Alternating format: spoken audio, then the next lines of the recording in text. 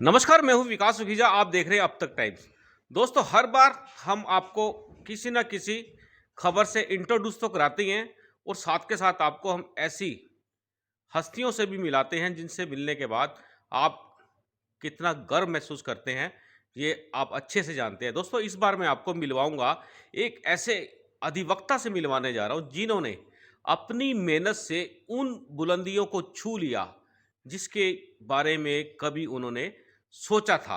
हम बात करेंगे, राजकुमार चौहान एडवोकेट हैं जो डिस्ट्रिक्ट बार करनाल में प्रैक्टिस करते हैं, लेकिन आपको बता दें पिछले काफ़ी समय से वो बार काउंसिल जो है पंजाब एंड हरियाणा उसके मेंबर हैं। अभी हाल ही में उनको अभी जस्ट तुरंत उन्हें पंजाब एवं हरियाणा बार काउंसिल का उप चेयरमैन नियुक्त किया गया है, चुने गए हैं वो। उनसे बात करेंगे एक्सक्लूसिव बात। दोस्तों, साथ के साथ आप इस खबर को लाइक और शेयर कर देना और यूट्यूब चैनल पर सब्सक्राइब कर देना, क्योंकि जो ये हम आपको खबर दिखाने जा रहे हैं, ये खबर आपके जीवन में बहुत बड़ा महत्व रखने वाली है, क्योंकि जो सपने देखता है उसी के ही सपने साकार होते हैं। हम बात करेंगे राजकुमार चौहान जी।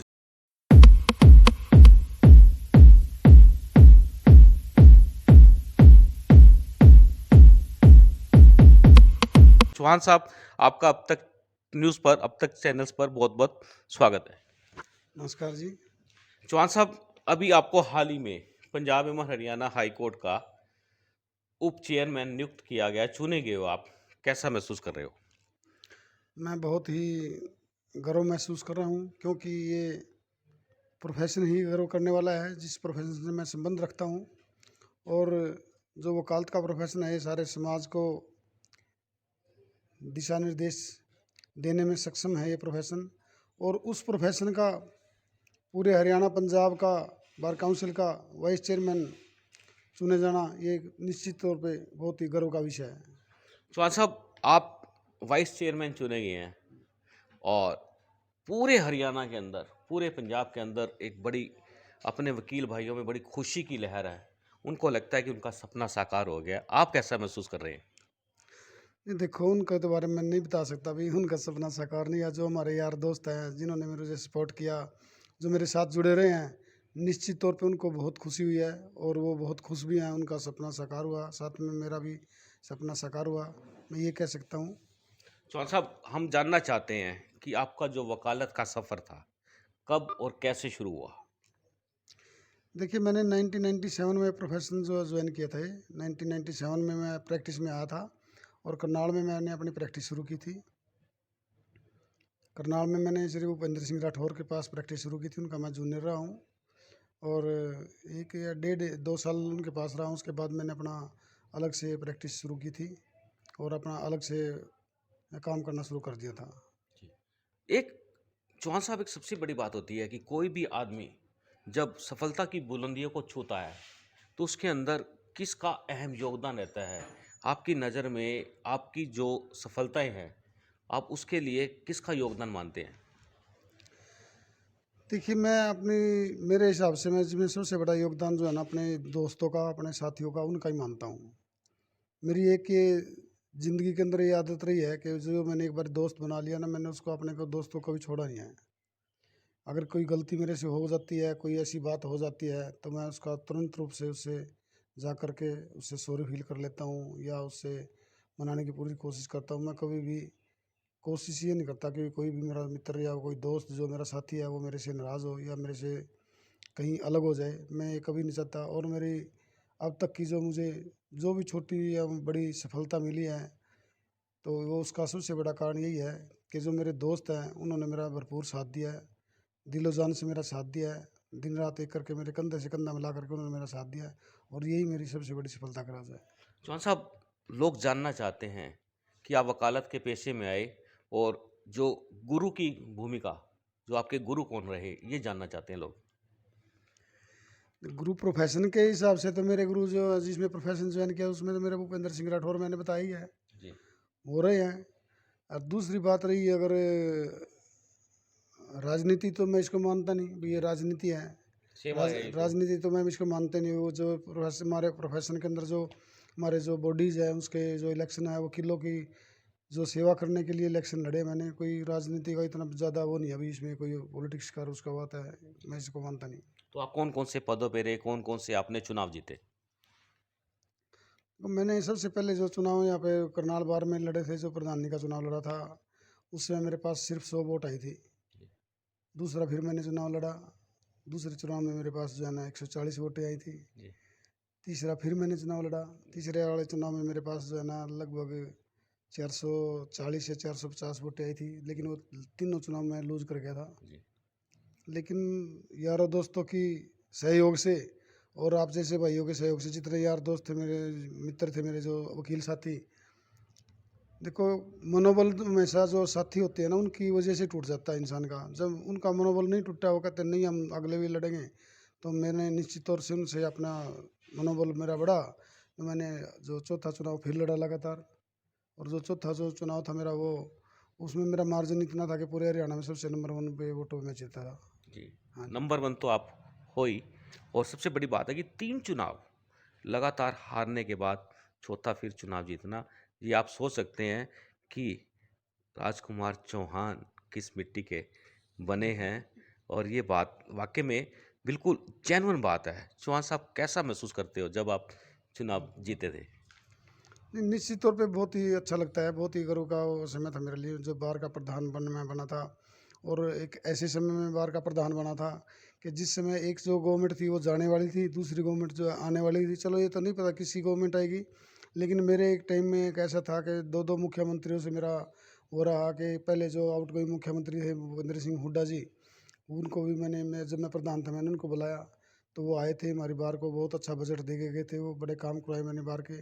और जब वो उसके बाद नई सरकार आई, उसमें सिर्फ मनोहर लाल खट्टर जी जो मुख्यमंत्री बने, वो फिर मैंने उनको बार में बुलाया, उन्होंने बार को बहुत अच्छा सहयोग दिया और वो धनराशि भी दी। उसका भी मैंने बार में वकीलों के हित के लिए बड़ा अच्छी तरीके से उसका प्रयोग किया। बार के लिए और भी काम करवाए मैंने, जो लाइब्रेरी का भी काम करवाया है, कनेक्टिविटी का ब्रिज वगैरह बनाया, जो भी मेरे से हुआ मैंने वकीलों की भलाई के लिए हमेशा मैं तत्पर रहता हूँ, और उसको आगे बढ़ करके उसको काम करता हूँ। वकीलों के लिए, नए वकीलों के लिए चैम्बर भी बनवाई मैंने। जो भी वकीलों के लिए काम करने का मेरा, मैं उसमें कभी पीछे नहीं हटता। मेरे को कभी भी ये हेजिटेशन होता ही नहीं वकील के साथ खड़ा होना, तो मैं मिनट एक लगाता हूँ उसके, हमेशा कंधे चौहान से साहब, कंधा मिला खड़ा होता हूँ। आपने जिले डिस्ट्रिक्ट बार का चुनाव जीता, तो आप बार काउंसिल में कैसे पहुंचे? वो प्रेरणा आपको कैसे मिली कि एक बड़े समुंदर में जाकर अपने वकील भाइयों की सेवा करनी है, समाज की सेवा करनी है, ये प्रेरणा कहाँ से मिली आपको? देखो सुखविजय जी, वैसे तो ये जो है कहते हैं राज छुपे होने वाली बात है, लेकिन मैं बताने में थोड़ा होता है। जी। लेकिन फिर भी मेरे को कोई एजिटेशन नहीं है।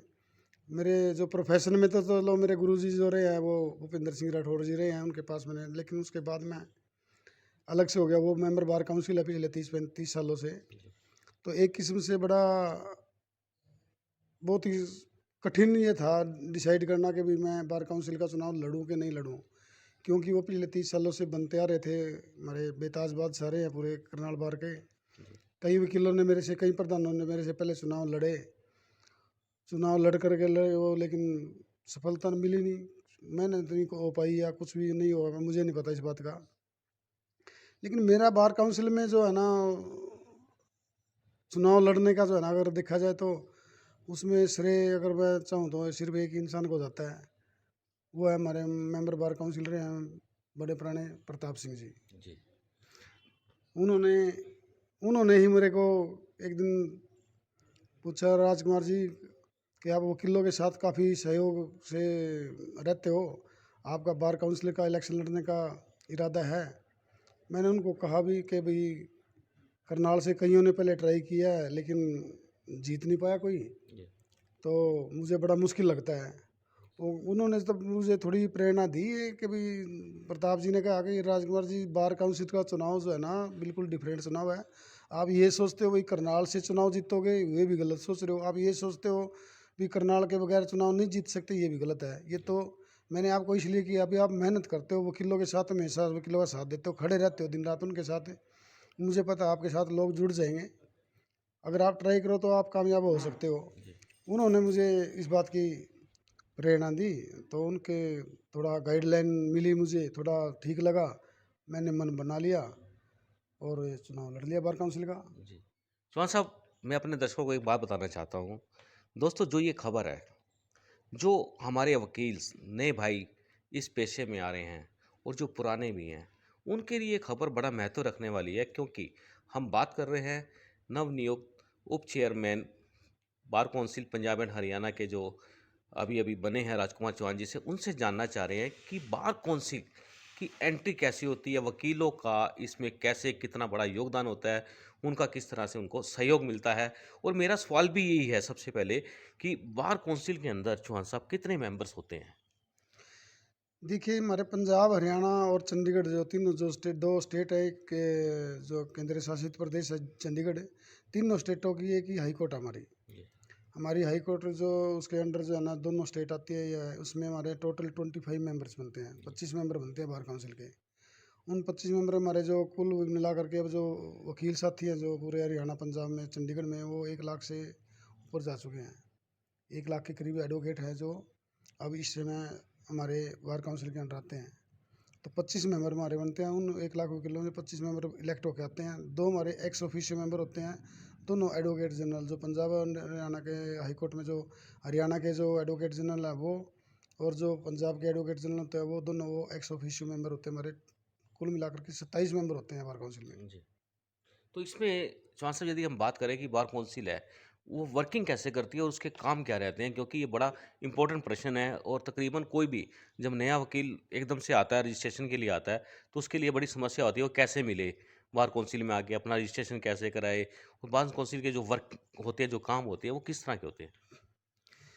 देखिए, बार काउंसिल एक स्टेट्यूटरी बॉडी है जी। जो अंडर द एडवोकेट एक्ट। जी। तो उसमें जो हमारा जो इलेक्शन हो के जाते हैं, उसके बाद जो है ना हमारे चेयरमैन, वाइस चेयरमैन, सेक्रेटरी जो है उनका चुनाव होता है। और हमारे डिफरेंट जो है ना उसमें हमारे उसके अंदर जो है ना कमेटीज़ हैं। हमारे फंड बिल्डिंग कमेटी का वो अलग है, एडवोकेट वेलफेयर कमेटी अलग है, और जो उसकी इंश्योरेंस से रिलेटेड है वो अलग है, बेनेवलेंट कमेटी है वो अलग है, कई कमेटी है वो अलग अलग है। और उनका अलग अलग से अंडर द एडवोकेट एक्ट जो है, अंडर द कॉन्स्टिट्यूशन के डिफरेंट जो है ना अपनी वर्किंग अलग है।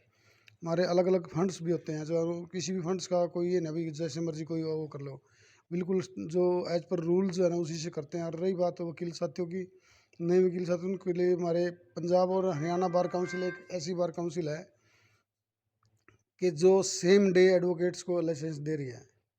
और हमारा जो इंफ्रास्ट्रक्चर, इतना अच्छा इंफ्रास्ट्रक्चर, हमारी जो एनरोलमेंट कमेटी है उसका भी वर्किंग इतनी बढ़िया है कि एक ही दिन में, एक एक दिन में हमने जो है ना 200 भी अर्जेंट में सेम डे लाइसेंस दिए हैं। ये बहुत बड़ी उपलब्धि है चौहान साहब, क्योंकि इमीडिएटली जैसे ही कोई नया वकील अप्लाई करता है, उसको इमीडिएटली लाइसेंस उसी डे मिल जाता है। ये बहुत बड़ी उपलब्धि है। इसके लिए पूरी बार काउंसिल को हम लोग भी बधाई देते हैं। और आप क्या कहना चाहेंगे कि आगे से जो ये काम है, इसको और कितना तेज़ी से कर सकते हैं हम लोग? आगे से हम जो है ना सारा बार काउंसिल का जो ये जो एनरोलमेंट का जो है ना जो हम करते हैं उसको कंप्यूटराइज करने जा रहे हैं। जी। बिल्कुल, जो आपको किसी वकील ने जो नई एनरोलमेंट लेनी है वो यहीं से, जैसे कोई करनाल से आया वकील, वो अपनी साइट खोलेगा बार काउंसिल की, बार काउंसिल की साइट पे जाओ, उसके उस पे जो भी डॉक्यूमेंट्स उसको उस पर अपलोड करने हैं, वो डॉक्यूमेंट अपने अपलोड करे, जो रिक्वायरमेंट्स आ रही है उसको वो कंप्लीट करे। और जहाँ ऑनलाइन पेमेंट होएगी, सारा कुछ टोटली कंप्यूटराइज करना चाहते हैं, किसी को कोई दिक्कत नहीं होएगी। वो उसी के ऊपर ही जो मेंबर बार काउंसिल है वो जो है ना उसको आइडेंटिफाई कर देगा।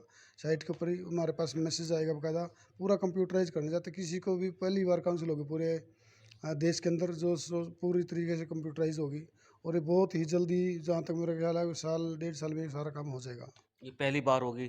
पहली बार काउंसिल होगी जो बिल्कुल कंप्यूटराइज होगी, और ऑनलाइन जो है ना वो रजिस्ट्रेशन करवाएगी जो। जी। चौहान साहब, एक मेरा प्रश्न ये है कि स्टेट बार काउंसिल के अंदर करनाल बार से आज तक कितने वकील उसमें एंट्री कर सके हैं, और कौन कौन से वकील हैं और कौन कौन से पद अधिकारी रहे हैं?